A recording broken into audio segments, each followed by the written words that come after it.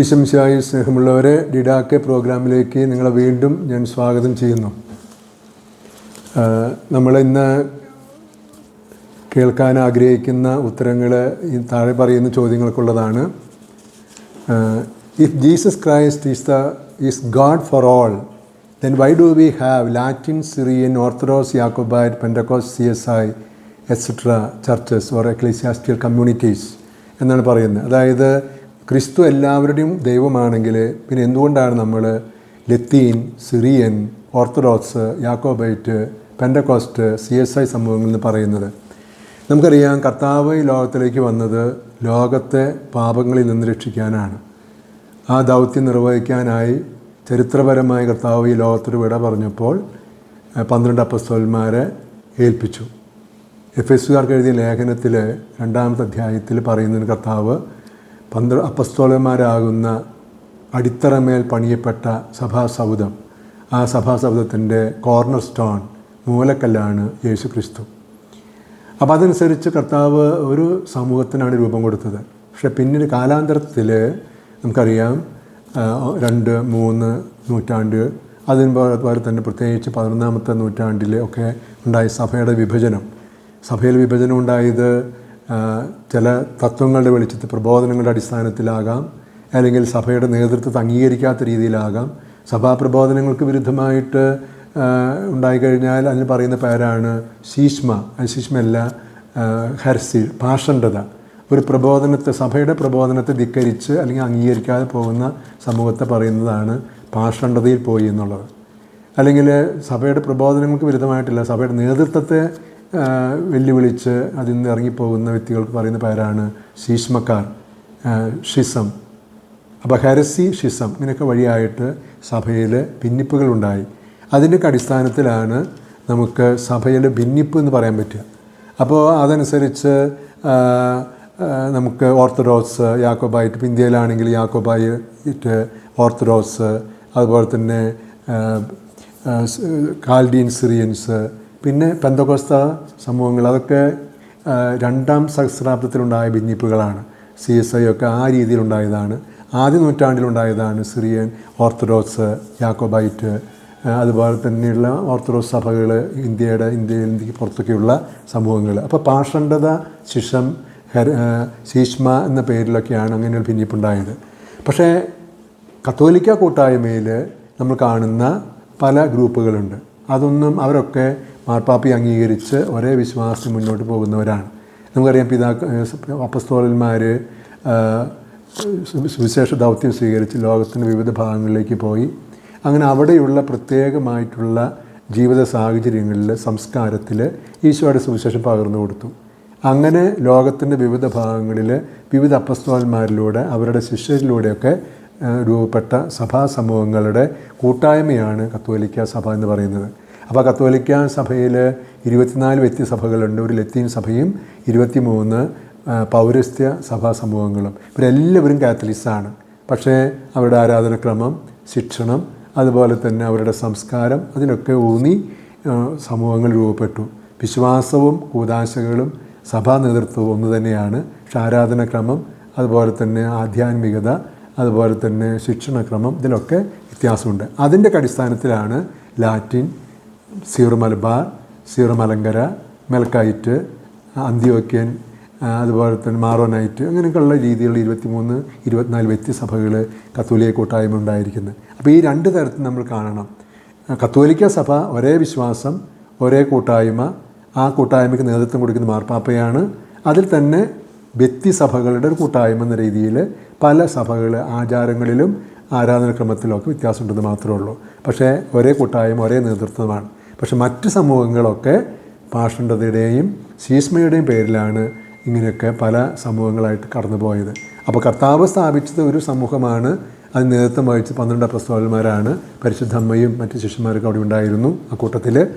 അപ്പോൾ ആ രീതിയിൽ നമ്മൾ സഭയെ കാണണം. കർത്താവ് എല്ലാവരുടെയും കൂടി പൊതുവായിട്ടുള്ള സ്വത്താണ്.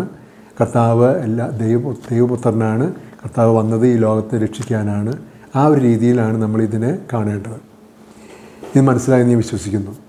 മറ്റൊരു കാര്യം എനിക്ക് പറയാനുള്ളത്, ഇവിടെ പറഞ്ഞിരിക്കുന്നത്, വിശുദ്ധ കുർബാനയുടെ സമയത്ത് നമ്മൾ പ്രാർത്ഥിക്കുന്നു, body and blood of Jesus Christ then why the priests are not giving both the body and blood of Jesus Christ? Ideal എന്ന് പറയുന്നത് തിരുശരീരവും തിരുരത്വവും കൊടുക്കുക എന്നുള്ളതാണ്. അതാണ് സഭയുടെ പൊതുവായിട്ടുള്ള പ്രബോധനം. പക്ഷേ ചില സാഹചര്യങ്ങളിൽ ഇപ്പോൾ ഒരു അച്ഛൻ മാത്രമേ ഉള്ളൂ, വേറെ ആരും സഹായിക്കാനില്ല, ഒരുപാട് മനുഷ്യർ കുർബാന സ്വീകരണത്തിനുണ്ട്.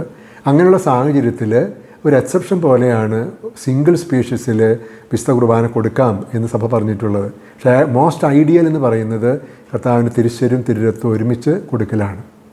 പക്ഷേ സിംഗിൾ സ്പീഷീസ് കൊടുത്താലും നമുക്കറിയാലോ, ജീവിക്കുന്ന ബോഡി എന്ന് പറയുമ്പോൾ ഇത് ജീവൻ്റെ അപ്പമാണെന്ന് പറയുമ്പോൾ ജീവനുണ്ടെങ്കിൽ അതിൻ്റെ അത് implied that there is blood also. അതുകൊണ്ട് നമ്മൾ ആ രീതിയിൽ സിംഗിൾ സ്പീഷീസിൽ വരുമ്പോൾ അപ്പത്തിൻ്റെ രൂപത്തിൽ മാത്രം ഉള്ളെങ്കിലും അത് ജീവിക്കുന്ന ഈശോയാണ്. അതുകൊണ്ട് സജീവമായ ദിവ്യകാരുണ്യ അപ്പം എന്ന രീതി നമ്മളത് മനസ്സിലാക്കണം.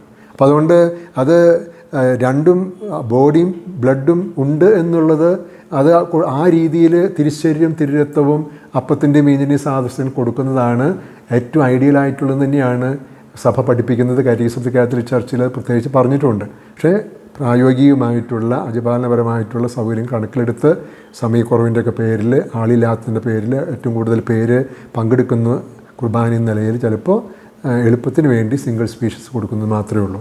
അതൊരു സംശയിക്കേണ്ട കാര്യമില്ല. ആ സിംഗിൾ സ്പീഷീസിലും ജീവിക്കുന്ന ദൈവം സന്നിഹിതനാണ്. അതാണ് സജീവമായ ദിവ്യകാരുണ്യ അപ്പം എന്ന് പറയുമ്പോൾ ഉദ്ദേശിക്കുന്ന ആ രീതി മനസ്സിലാക്കണം എന്നാണ് എനിക്ക് ഈ അവസരത്തിൽ പറയാനുള്ളത്. അടുത്തതായിട്ട് എനിക്ക് പറയാനുള്ളത്, in the Old Testament it is clearly mention that it is a sin to consume pork meat. Then why do we still consume pork meat? ഇതൊരു ആശയപരമായിട്ടുള്ള വ്യത്യാസമാണ്. പഴയ നിയമത്തിൽ പന്നി മാംസം എന്ന് പറയുന്നത് നിഷിദ്ധമാണ്. യഹൂദന്മാർക്ക് നിഷിദ്ധമായിട്ടുള്ള ഒരു ഭക്ഷണമാണ് പന്നി മാംസം. അത് പന്നി മോശമായതുകൊണ്ടല്ല, മറിച്ച് ഒരു അഗ്ലി ആനിമൽ എന്ന രീതിയിൽ അവരതിനെ കണ്ടിരുന്നു. അപ്പോൾ അത് കഴിക്കുന്നത് ശരിയല്ല എന്നുള്ള രീതിയിൽ. പക്ഷേ പുതിയ നിയമത്തിലേക്ക് വരുമ്പോൾ പുതിയ നിയമത്തിൽ ഒരിക്കലും നമ്മളങ്ങനെ ഭക്ഷണ പദാർത്ഥം ഇന്നത് ശരിയാണ്, ഇന്നത് നല്ലതാണ്, ഇന്നതാണ് നല്ലത്, ഇന്നത് മോശമാണ്, ഇന്നത് കഴിക്കരുത് ഒന്നും പറഞ്ഞിട്ടില്ല. നമുക്കറിയാലോ, ഈ കൊറിന്ത്യക്കാർക്കുള്ള 1-ാമത്തെ ലേഖനത്തിൽ പൗലോസ്ലീഹ 10-ാമത്തെ അധ്യായം 25-ാമത്തെ വാക്യത്തിൽ പറഞ്ഞിട്ടുണ്ട്, എവറി ഫുഡ് ഈസ് ക്ലീൻ. എല്ലാ ഭക്ഷണവും നല്ലതാണ്. ഒരു തരത്തിലും പുതിയ നിയമത്തിൽ ഭക്ഷണങ്ങൾ അങ്ങനെ മോശമാണെന്ന് ചിത്രീകരിച്ചിട്ടില്ല. പിന്നെ അത് കൾച്ചറലായിട്ടുള്ള കാഴ്ചപ്പാടിൻ്റെയൊക്കെ വെളിച്ചത്തിൽ അങ്ങനെ കഴിക്കുന്നില്ല എന്ന് മാത്രമേ ഉള്ളൂ. പക്ഷേ ബൈബിളിൽ പുതിയ നിയമത്തിലും അതുപോലെ തന്നെ സഭയുടെ പ്രബോധനങ്ങളിലും ഒരിക്കലും പന്നി മാംസം നിഷിദ്ധമാണെന്നും കഴിക്കരുതെന്നും പറഞ്ഞിട്ടില്ല. അത് ഓരോരുത്തരുടെ താല്പര്യം അനുസരിച്ച് കഴിക്കുകയോ കഴിക്കാതിരിക്കുകയോ ചെയ്യാം. ചില ആളുകളൊക്കെ ചിലപ്പോൾ വ്യക്തിപരമായ താല്പര്യത്തിൻ്റെ പേരിൽ കഴിക്കാതിരിക്കുന്നവരുണ്ട്. പക്ഷേ ദൈവശാസ്ത്രപരമായിട്ട് കത്തോലിക്ക ദൈവശാസ്ത്രം അനുസരിച്ച് പന്നി മാംസം ഒരിക്കലും നിഷിദ്ധമല്ല. അത് അങ്ങനൊരു ഭക്ഷണം മോശം നല്ലത് മോശം ചിത്രീകരിക്കരുതെന്ന് തന്നെയാണ് സഭ നമ്മളെ ബൈബിളിൻ്റെ അടിസ്ഥാനത്തിൽ പോലും പഠിപ്പിക്കുന്നത്. അതിൻ്റെ പ്രത്യേകമായ തെളിവാണ് പൗലോസ്ലീഹായുടെ ലേഖനത്തിൽ നിന്ന് ഞാൻ നേരത്തെ പറഞ്ഞ വചനങ്ങൾ. അപ്പോൾ അതുകൊണ്ട് പന്നി മാംസം ഒരിക്കലും നമുക്ക് പാപകരമല്ല, അത് കഴിക്കുന്നത് നിഷിദ്ധവുമല്ല നമ്മുടെ സഭയുടെ പ്രബോധനം അനുസരിച്ച്. മറ്റൊരു കാര്യം പറയാനുള്ളത്, is it proper to take part in online holy mass? അത് ഇംപ്രോപ്പർ തന്നെയാണ്.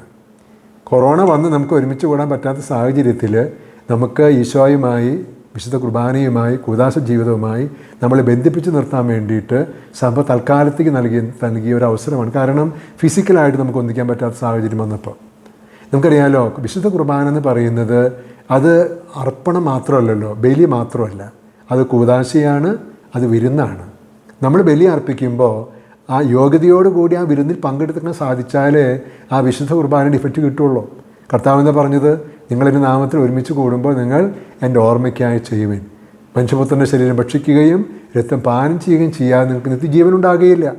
ആ കർത്താവിൻ്റെ കാൽവരിയിലെ ഏക ബലിയാണ് നമ്മൾ ഓരോ ദിവസവും അടയാളങ്ങളിലൂടെ പ്രതീകങ്ങളിലൂടെ അർപ്പിക്കുന്നത്. എന്തിനു വേണ്ടിയാണ്? നമുക്ക് നിത്യതയിലേക്ക് പോകാനുള്ള ഇന്ധനം കിട്ടാൻ വേണ്ടിയിട്ടാണ്. അപ്പോൾ അതുകൊണ്ട് നമ്മൾ ഓൺലൈനിൽ എളുപ്പത്തിന് വേണ്ടിയിട്ട് ഓൺലൈനിൽ കുർബാനയിൽ പങ്കെടുത്താൽ പോരാ. ആ കുർബാനയിൽ പങ്കെടുക്കുന്ന പ്രത്യേക സാഹചര്യത്തിൽ പങ്കെടുത്തു. അതിൻ്റെ അർത്ഥം ഇപ്പോൾ പള്ളിയിൽ നിന്ന് വരാൻ സാധിക്കാതെ കിടപ്പ് രോഗികൾ, ഒരു തരത്തിൽ പള്ളിക്ക് പുറത്ത് വരാൻ പറ്റില്ല, അങ്ങനെയുള്ളവർക്കൊക്കെ സഭ അത് അവർക്കത് കഴിയുള്ളൂ. അതുകൊണ്ട് നമ്മൾ ടി വിയിലൊക്കെ വരുന്ന കുർബാന പങ്കെടുത്തോളം പറയാറുണ്ട്.